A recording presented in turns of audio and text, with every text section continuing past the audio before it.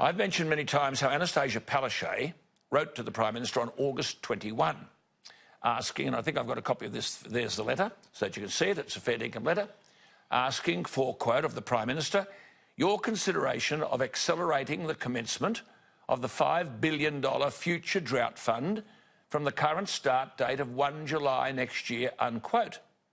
Well, in the nicest possible way, can I say that even the Queensland Premier, through no fault of her own, didn't know what she was talking about. And she's agreed to talk to us tonight. She joins us now. Premier, good evening. Thank you for your time. Thank you. You and I have corresponded on this. You and I have corresponded on this. I mean no offence, but we now find out that the future fund, $5 billion, is not for farmers. And Annastacia, if I could just ask you to listen here.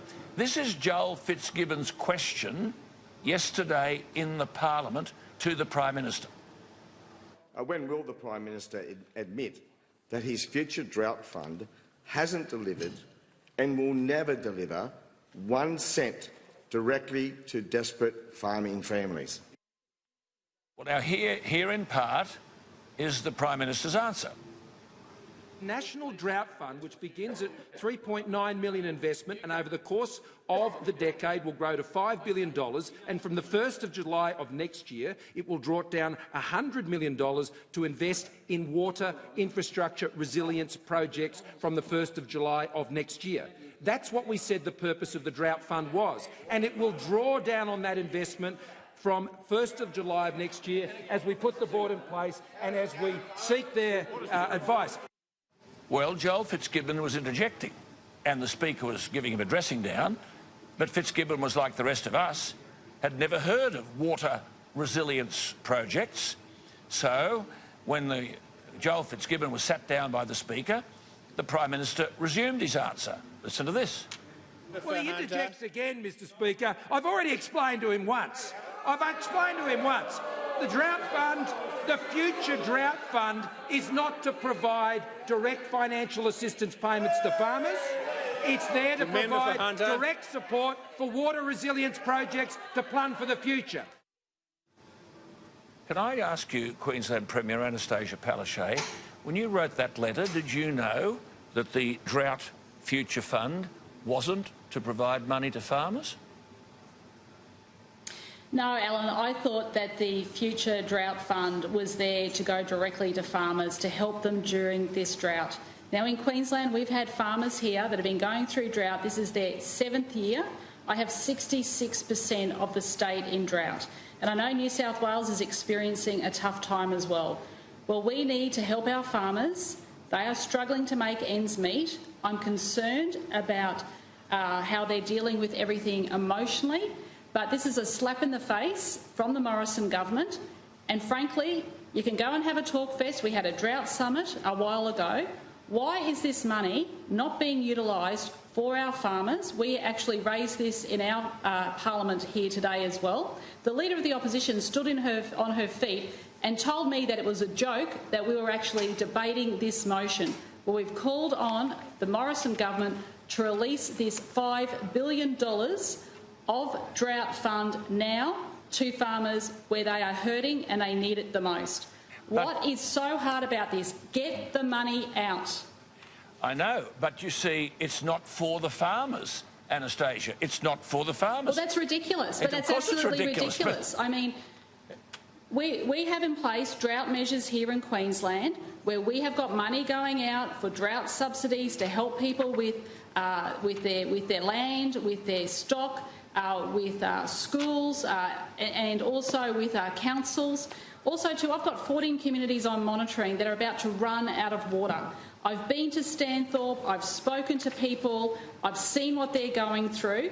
I'm putting in place the infrastructure that they need.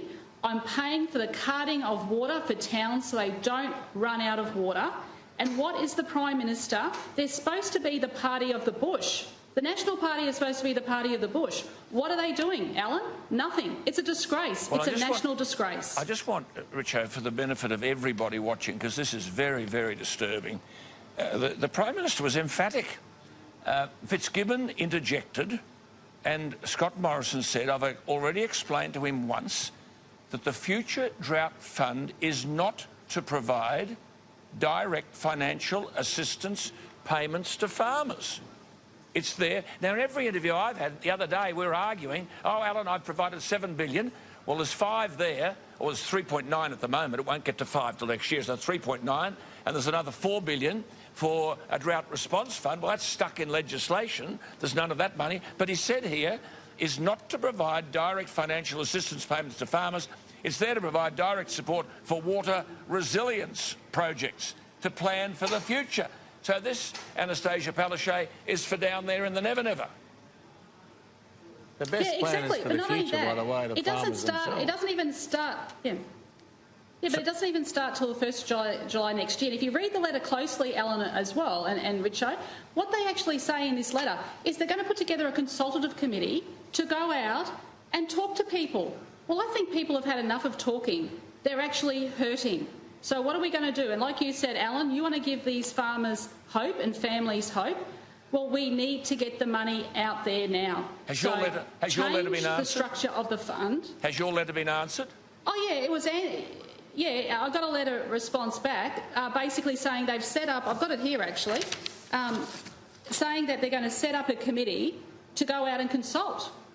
That's what the response says. I mean, it's an absolute disgrace when you think there's $5 billion. Is this fake money? Is this monopoly money?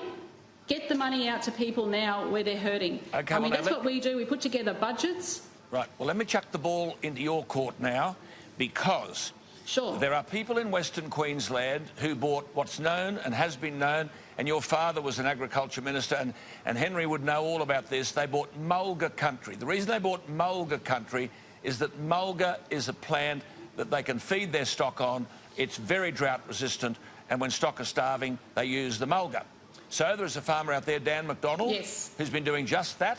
Your government has taken Dan McDonald to court. He's been fined $110,000 for trying to keep his stock alive rather than shoot them, because he's using his own mulga to feed them, and some bureaucrat has lined him up, quoted the Native Vegetation Act, which says, oh, I know it's your land and your mulga, but you can't use the mulga. Will you make application to the court in these circumstances to have those charges withdrawn and the fine revoked? Look, I'm very happy to look at that case. I'm not familiar with that specific case, but I've been out on properties and they've told me about these issues. I'm more than happy to have a look at that case. Alan, I'm not aware of his specific case there, but let me get the information for you. What can you say now tonight to farmers in Queensland that are listening to you? Anything that you've said that will enable them to say tomorrow, I heard the Premier talking to Alan Jones and Graham Richardson, I don't have to send my cattle or my sheep or my beef cattle or dairy cattle to the sale yard to be slaughtered. I can't afford to feed them, but she's going to help me feed them. What can you say to those people? Yeah, well, I am open to ideas. I am open to what people need right now, because it is an emergency. It is a drought emergency. I mean, we get great cooperation from all levels of government when we go through natural disasters, and I believe we need to work cooperatively now to make sure our farmers stay on the land, that they don't have to pack up and leave like Barnaby Joyce is telling them to do, because we need them there and we need them for the future. So let's all work together. We've seen how we've worked together in the northwest, and absolutely surprisingly in the northwest, we've actually seen our beef exports actually increase out of Queensland. That's phenomenal. That is absolutely phenomenal to see that sort of record here in Queensland. But there are people across 66% of our state. I mean, you only have to drive 1 hour out of Brisbane and you've actually got communities that are in drought. 1 hour out of Brisbane. It is dry out there. We've heard the forecast from the Bureau of Meteorology, which says very clearly that we're not going to get a heavy wet season as well. We've got to do everything we can, and I'm open for ideas. So if farmers out there have ideas, I'm prepared to listen. I'm prepared to meet with them. My agriculture minister is always out there, nearly every second week, on the ground talking to people, and we will continue to listen. Okay. But in the meantime, for God's sake, why can't the Prime Minister do the same? Okay. Well, one final thing, and we thank you for coming. I'll be in touch with you over Dan McDonald. We want you to make application to the court. No problems. Nonsense. All right. Thank you for talking to us tonight.